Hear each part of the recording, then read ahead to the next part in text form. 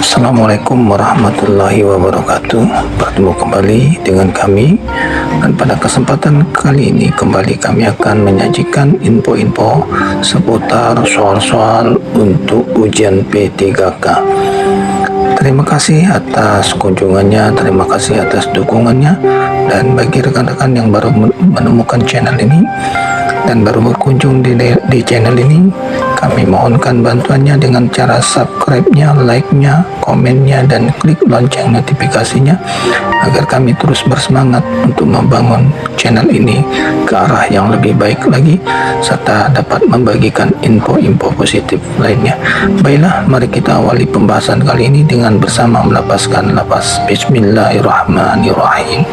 Berikut ini kami akan berbagi info-info seputar rekrutmen untuk CPNS dan P3K di tahun 2023 ini, yang sebagaimana dilansir oleh harian online, sebuah harian online yang bernama kontan.co.id, yang melansir atau menurunkan berita terbaru pada tanggal 15 April 2023 kemarin, yang mana info ini berkaitan dengan rekrutmen CPNS dan P3K di tahun 2023 ini.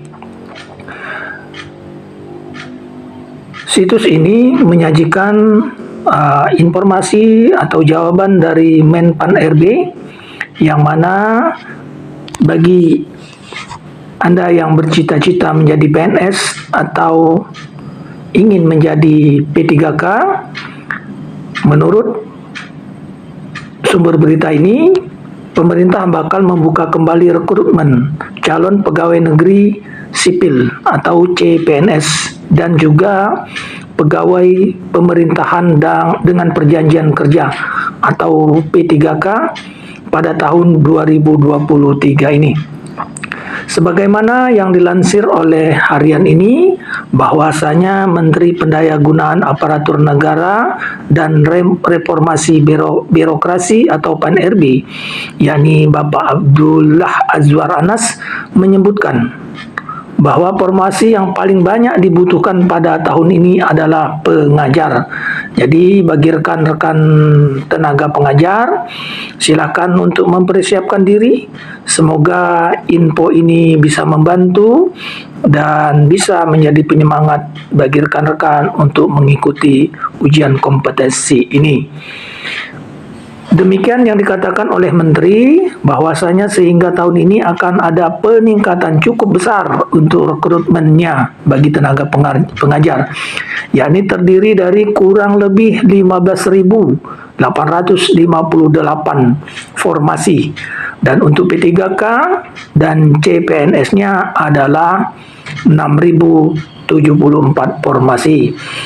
Diulangi, untuk rekrutmen tenaga P3K pada tahun ini kurang lebih dibutuhkan sebanyak 15.858 formasi.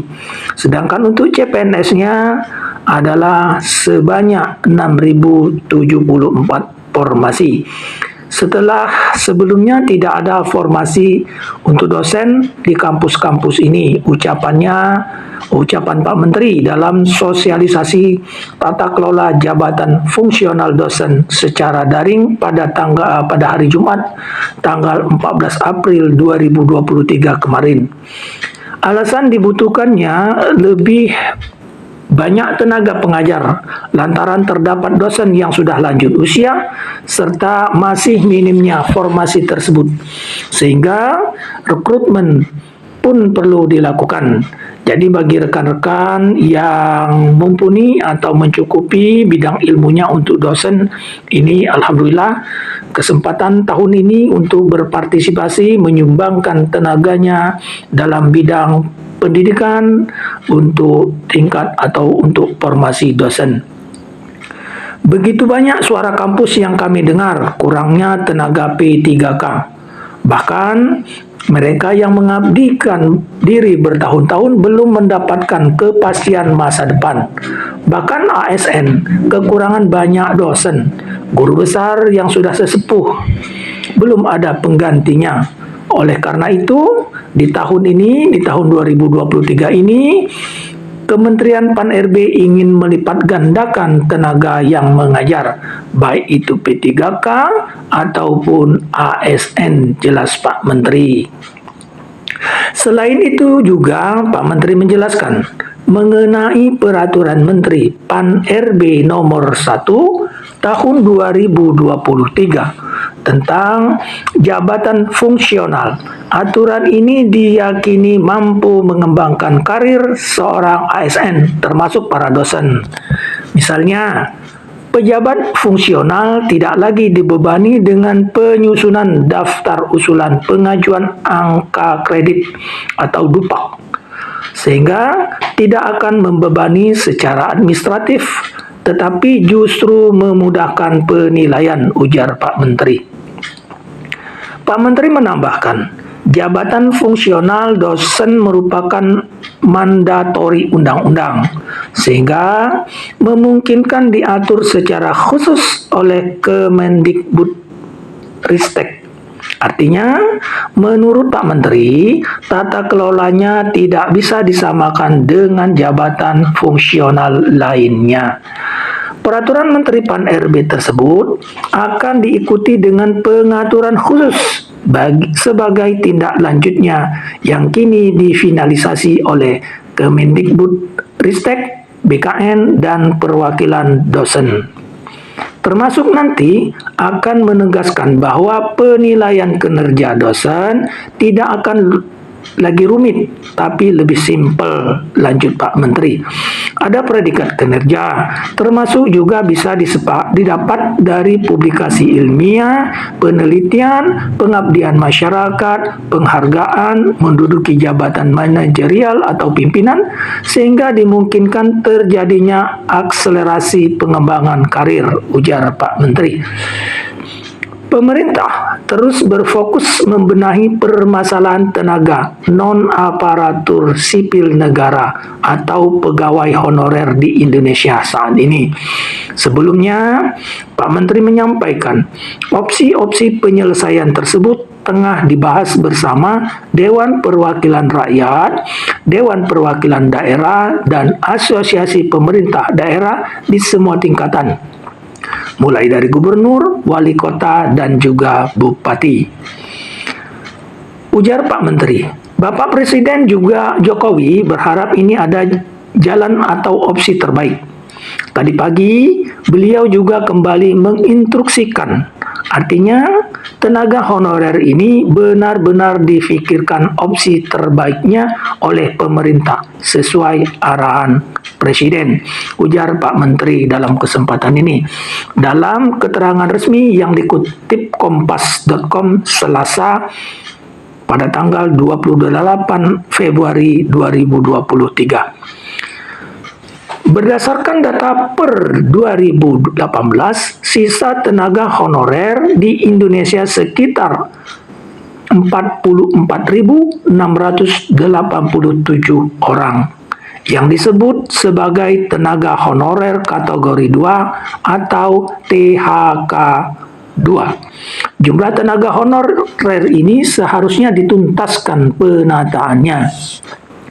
Hal ini salah satunya dilatar belakangi karena pemerintah telah melarang seluruh instansi pemerintah untuk melakukan pengangkatan tenaga non-ASN sejak tahun 2018 lalu dan memberikan waktu paling lama 5 tahun untuk menyelesaikan penataan tenaga honorer.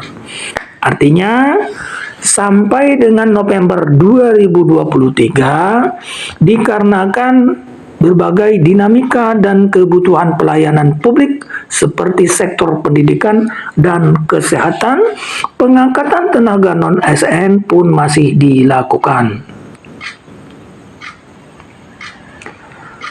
Demikian info terbaru atau terakhir daripada info-info tentang rekrutmen CPNS dan tenaga honorer atau tenaga P3K di tahun 2023 ini. Mudah-mudahan info yang kami sajikan ini berguna bagi rekan-rekan para pejuang NIP atau para pejuang untuk CPNS dan P3K. Harapan kami, apa yang kami sajikan ini dapat berguna dan bermanfaat bagi kita semua, dan semoga Allah Subhanahu wa taala senantiasa memberi kemudahan kepada kita, dan semoga Allah Subhanahu wa taala juga meridhoi, memberkahi kita semua. Demikian dari kami, terima kasih atas dukungannya selama ini, terima kasih atas kunjungannya, terima kasih atas subscribe-nya, like-nya, komennya, dan bila info ini bermanfaat, silakan berbagi dengan rekan-rekan lainnya. Terima kasih dari kami. Kami akhiri, wassalamualaikum warahmatullahi wabarakatuh.